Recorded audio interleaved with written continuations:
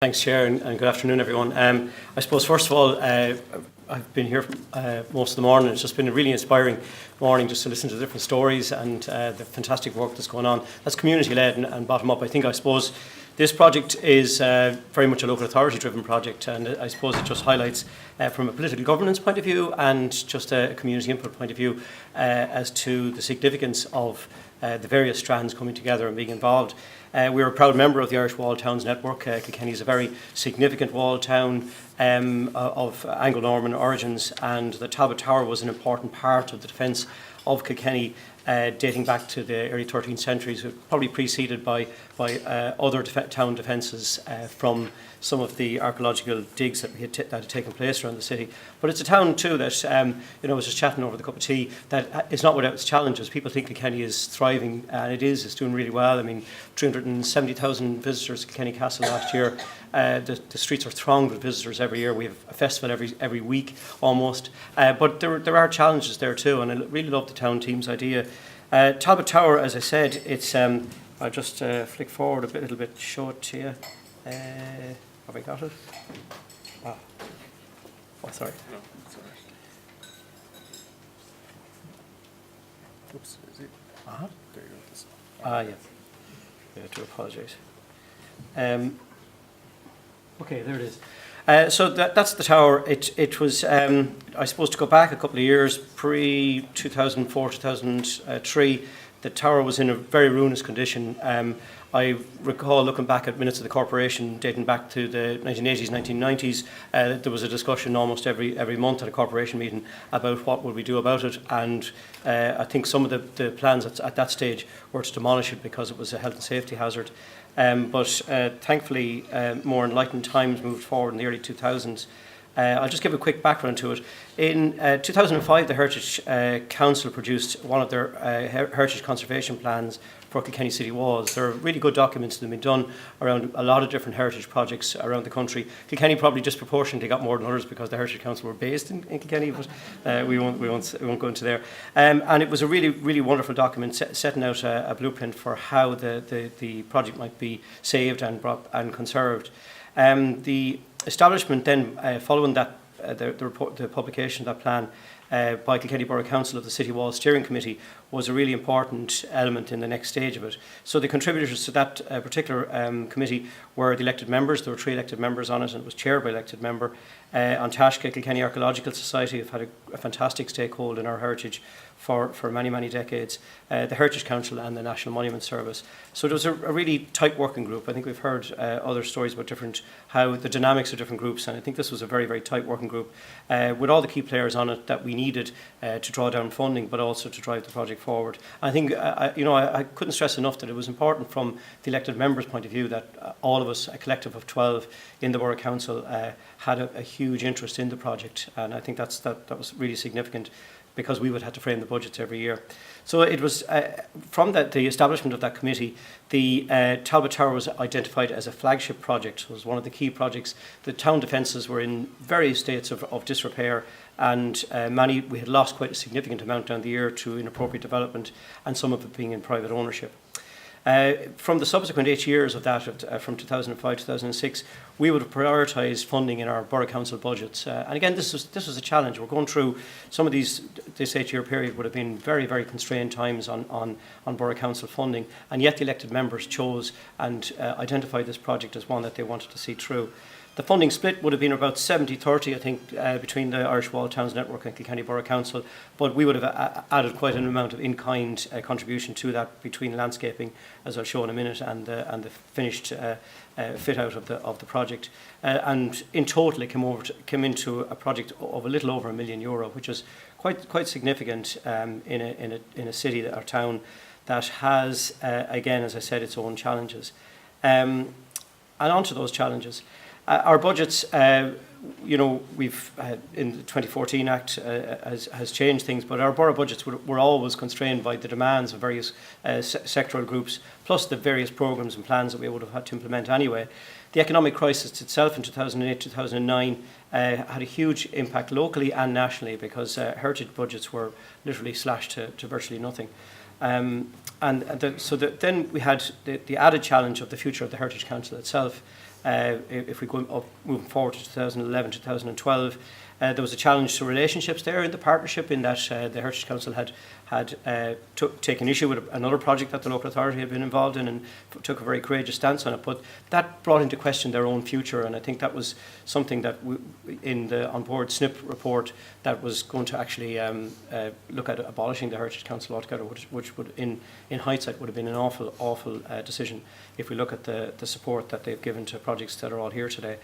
Then local government reform 2014, we had the abolition of borough councils, town councils, and that was a really difficult, I'm just saying this from a political perspective, it was really challenging because you lost a borough council that was focused specifically on city projects and city issues. 12 members were there together, regardless of our party, different party affiliations. That was gone. The 2014 Act had a unified local authority in Kilkenny. They split it, Kilkenny City East, Kilkenny West, 12 members from various parts of the county, not all with interests in Kilkenny City. And I think that was a real challenge, and something that we're still having discussions with the current Minister, Minister John Paul Phelan, as well. And then I know in Tramore they had a very welcome Japanese visitor, but we had a very unwelcome Japanese visitor in the form of Japanese knotweed on the project. As the project was evolving, we knew there was Japanese knotweed on the site. It had been managed. It takes quite a long time to manage it, and you have to monitor over a 4 or 5 year period once you've started the eradication programme. But unfortunately, in late 2014, we discovered a little sliver of our dreaded friend appearing above the base wall of the project, at the perimeter wall of the project, and we had to shut the entire site down at a time when we were just about to open it. The project was almost completed. It had faced various challenges throughout, from archaeological, etc., through to the full restoration of it, and then the whole project we had to shut it down because of the regulations from a department level around Japanese knotweed and transposing or moving that invasive species off the site. So it caused us an awful problem, and thankfully over the course of the last year we managed to do something quite innovative, which was to isolate the problem area where the Japanese knotweed existed, and we were able to shutter it off to keep it treated and monitored over the next 4 to 5 years. So we were in a very fortunate position in April of this year to open the project to the public, and as you can see, it's a really impressive project.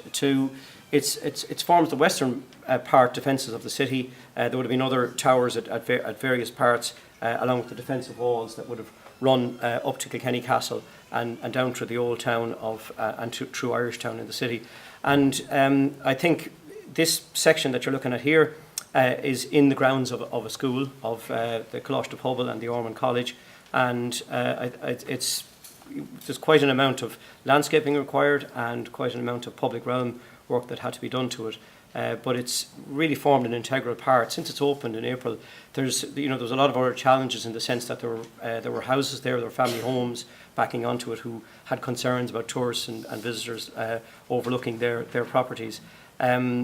This section shows it from the New Street side, which is an element of a little pocket park that we put into it.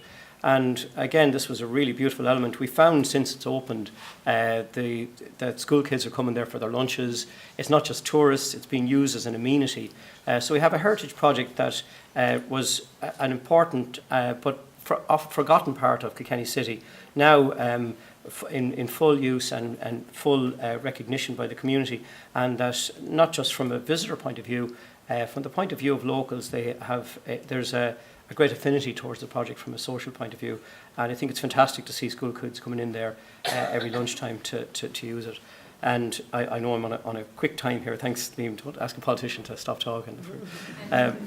So this is the boundary gate, and again we shut it off in the evening time and keep it open during the day. There is on the top of the tower, if you can see here, this has a capped roof on it. In Victorian times, there was a Victorian garden on it. So the Victorians put a little garden up there in their deck chairs. And that caused its own problems, because all that topsoil had to be removed off of it and brought back to its original state. So it had various uses. It's been a storage area. It's been all sorts of different things. But I suppose the point from our point of view is that the local authority, we've had a mixed history in Kilkenny of reuse buildings and We've heard some good examples here this morning as well.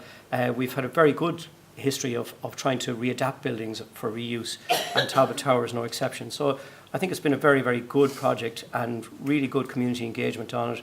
There's been a lot of talks on it and public seminars, and I think that's been the real benefit of it.